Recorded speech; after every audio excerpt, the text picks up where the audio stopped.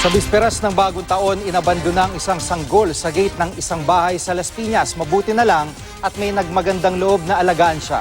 Nakatutok si Katrina Son, exclusive. Maligayang sasalubungin ng pamilya Katapang ang bagong taon. Itinuturing kasi nilang biyaya ang sanggol na kanilang napulot kaninang madaling araw sa gate ng kanilang kapitbahay.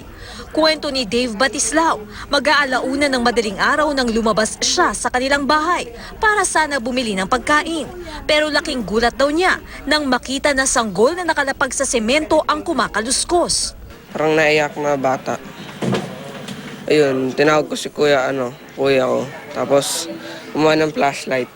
Pinaslitan namin may baby doon. Agad daw nilang inuwi ang sanggol na babae para linisin at pakainin. Yung dumi ng aso, meron na siyang katabi. Di ko alam kung sa aso ba yun o sa pusa po yun. Tapos, napansin ko na, basta maligalig na siya eh. Iyak na siya ng iyak eh. Halos mawala na nga ng boses. Hindi naman daw namalayan ni Dolores Bahadi na may iniwan palang sanggol sa gate ng kanilang bahay. May nakuha daw po yung kapitbahay ko na bata rito sa loob ng bahay ko. Sabi ko nga, paano nakapunta ang bata rito sa loob?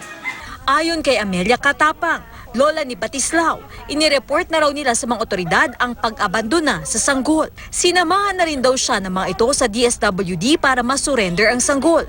Pero pinababalik daw sila sa January 3, 2017. Panawagan naman niya sa ina ng sanggol. Pwede pang balikan yung anak mo. Pwede mo pang itama yung mali. Kasi yung pagkakamali, kung iniisip mo pagkakamali ito, hindi to. Blessing to eh. Katrina Son, nakatutok, 24 oras.